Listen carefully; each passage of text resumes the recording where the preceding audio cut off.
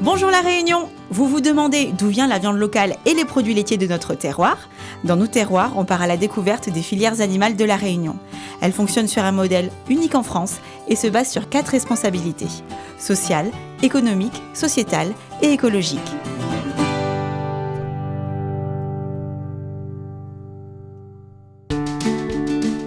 Petit point avant de rentrer dans le vif du sujet. Les éleveurs de porcs sont regroupés au sein de la CPPR, la coopérative des producteurs de porcs de La Réunion. C'est avec la CPPR que les éleveurs travaillent au quotidien. Leurs animaux sont ensuite transportés à l'abattoir et vers l'outil de transformation pour être finalement acheminés vers les distributeurs que vous connaissez. Artisans charcutiers, supermarchés, cantines, restaurants, etc.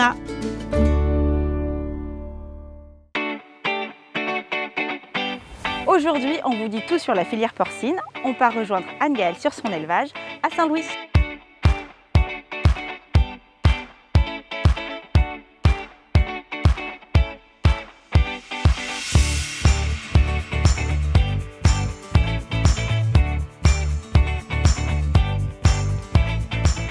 Bonjour Anne-Gaëlle, en tant qu'éleveuse, que t'apporte la filière porcine? Bonjour Karen.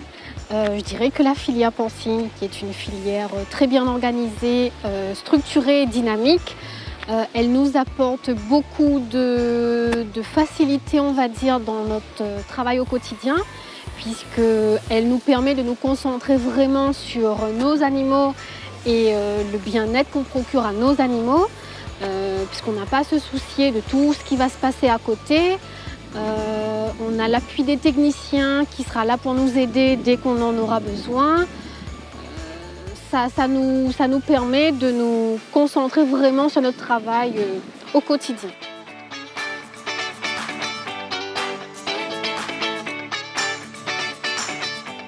Je te sens passionnée et justement j'aimerais savoir comment se transmet la passion dans ce métier. Je dirais que déjà moi, ma passion elle est venue de mon père, qui était un ancien éleveur de porcs et charcutier.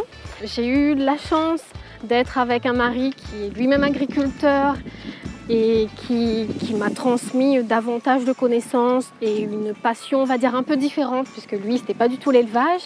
Et on a eu là l'occasion et l'opportunité, peut-être même une chance de reprendre une exploitation déjà existante sur laquelle il y avait un bâtiment avec un élevage porcin. En tant qu'éleveuse, quelle est ta plus grande fierté? Ma fierté, c'est d'être une femme qui travaille dans un élevage, qui suis capable de faire ce qu'il y a à faire et je suis fière de ça, d'être une femme et de faire ce métier. Et concernant la crise Covid, comment l'as-tu vécue? Bien parce qu'on avait l'aide et le soutien de tous les organismes qui s'occupent des élevages d'une manière générale. Tout se passait par téléphone, même les vétérinaires, dès qu'on avait une question ou un doute, on appelait, qui t'envoyait des photos. Voilà, ils trouvaient toujours une solution pour nous aider et on a bien vécu ça, justement. Merci Anne-Gaëlle. Et maintenant on part à la rencontre de monsieur Frédéric Mouton qui s'occupe de la partie transformation.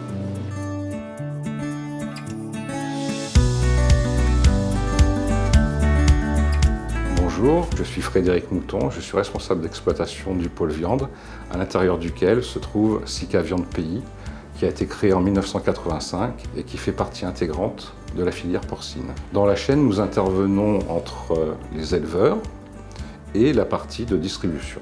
Nous réceptionnons donc effectivement des carcasses de porc via notre unité Sikabat sur le pôle viande. Nous réceptionnons ces carcasses, nous les transformons suivant un cahier des charges spécifique. Sur le site de la Sika Viande Pays, nous produisons 400 tonnes de charcuterie LS ou TRAD, LS pour libre-service, que vous trouvez dans l'ensemble des rayons de la GMS de l'île de la Réunion. Nous produisons également 400 tonnes de saucisserie et pratiquement 2000 tonnes de barquettes de viande dites de coupe. Merci Frédéric Mouton. On part retrouver nos éleveurs et on s'invite chez Yannick, éleveur de porc, à Manapani-Léo.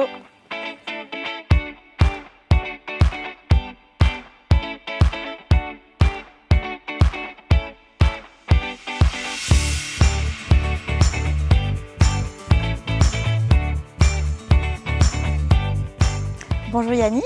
Bonjour Karen. Merci de recevoir à nous cette exploitation. Avec grand plaisir. Est-ce que vous pouvez expliquer à nous comment il fonctionne un élevage de porc?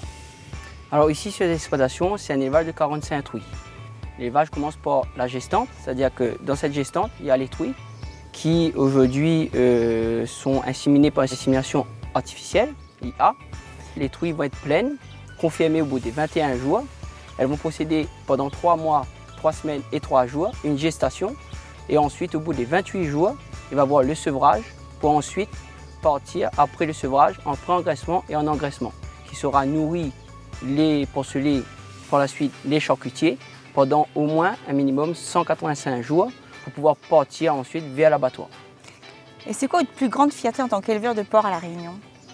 Aujourd'hui, ma plus grande fierté, c'est surtout de pouvoir faire une viande locale pour pouvoir donner un produit local de bonne qualité aux consommateurs de La Réunion aujourd'hui.